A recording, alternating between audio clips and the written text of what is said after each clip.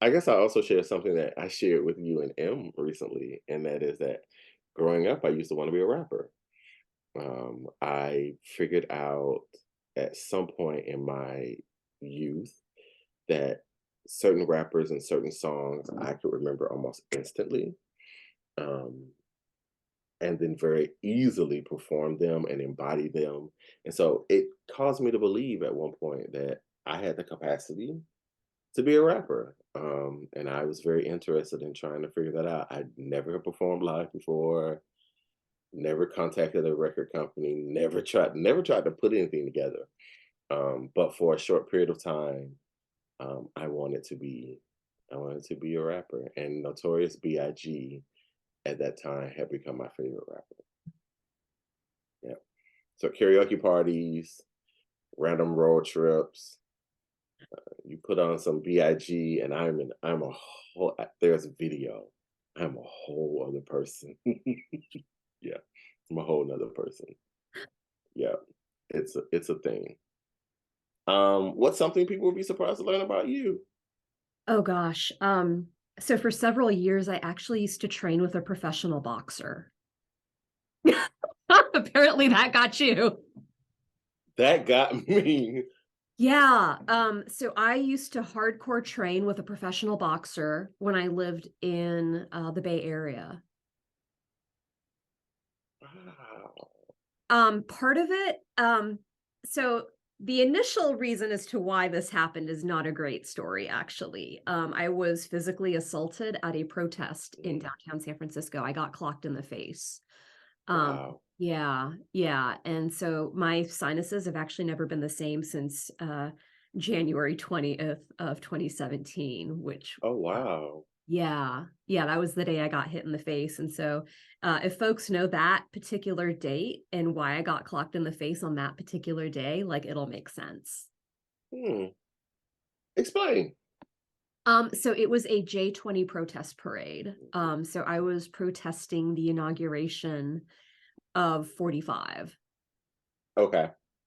I was Okay. also in my clerics while I was protesting, so I was Okay. wearing my clerical collar because I am an ordained minister. Hmm. Um, I'm also not a large person by stature, like, I one of the things that one of my friends actually says a lot about me is that I try to take up as little space as possible, Hmm. that I try to leave a small footprint. Okay.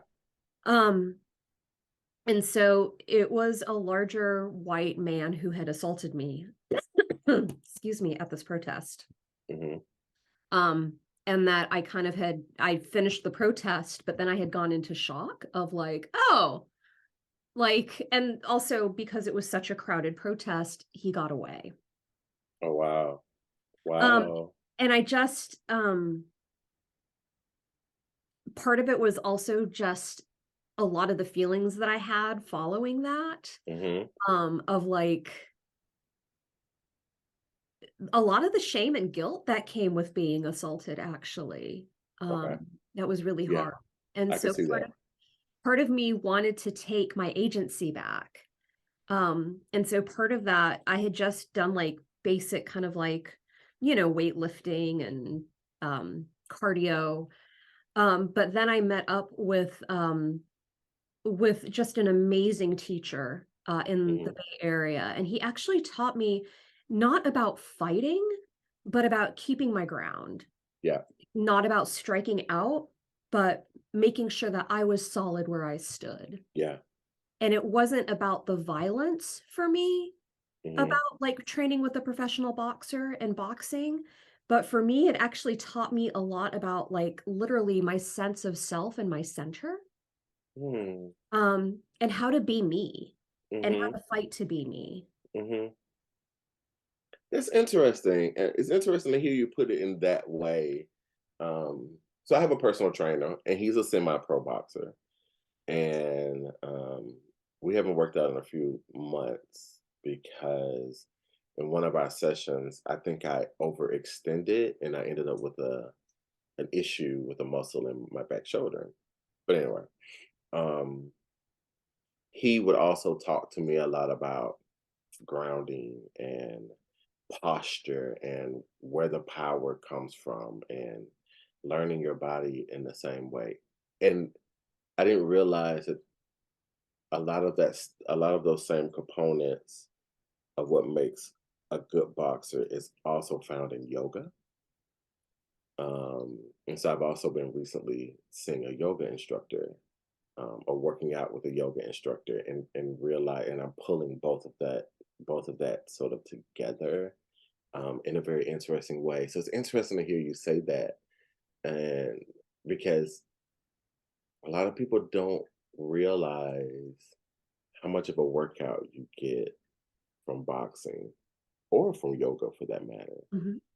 But it is such a refreshing, it is such a, it wakes your body and your senses up in an interesting way that you don't get out of just like regularly doing cardio or regularly doing weightlifting. So that's fascinating. That is really cool.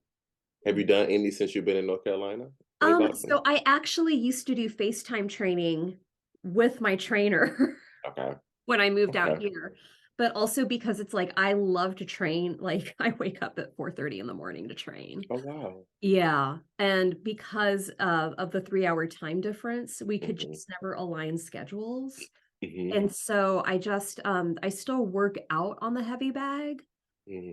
So I do have a heavy bag in my garage, and so I still That is so cool. so I mean, like, I have lost a lot of tone, and I have lost a lot of speed, and I've lost a lot of skill, but at the same time, like, learning about, like, the skill of boxing and about power and about self Mhm. and about, like, Mhm. centering, Mhm. um, actually communicated so much to me about community organizing and, like, Yeah. and my faith and, like, where I Yeah. literally was centered and stood as a person of Yeah. faith, and so for Yeah. me, yeah, that, boxing actually led me to a deeper understanding of faith-based community organizing and my own faith. That's really cool. People don't realize that. People don't think about, uh, I mean, exercising overall is it is a faith journey, but it is also a self-awareness journey. Um, and so to hear you say that, like, these revelations about myself and about work and about working with others through boxing is, it's very confirming for me.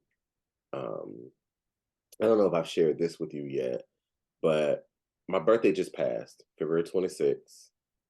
Um, best day of the entire year. It is the day that the Lord made, Let us and I rejoice and am, be glad in it. and we all should rejoice.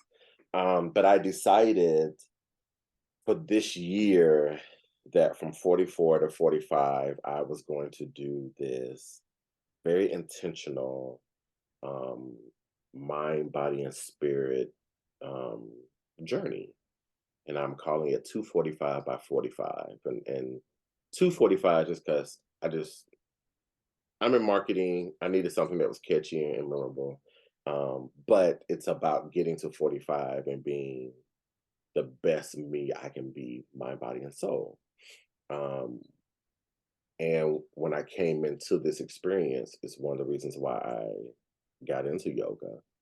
Um, and one of the reasons why I want to get back to the workouts with my trainer, because it's very much what you're saying, like the work of that and the process of that, brings about a level of self-awareness and self-clarity, and self-comfort, uh, that when you get there, I think, or at least for me, when I get closer to that, what it looks like as far as my output, um, is something. Um, and I just started it in February, and it's just been the most rewarding, experience so far, because I've just been very intentional about what I think and what I believe, um, and what I'm putting out and what I'm engaging. And so if periodically you'll see a post on my social media with this 245 logo, that'll be a revelation that I had about something, um, in my time of sort of sitting and thinking and meditation.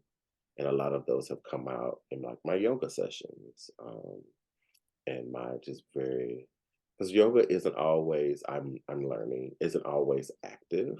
Mhm. Sometimes yoga can be very restorative and reflective, and there have been some great revelations I've had about myself in these just few couple of months, um, that have just yeah.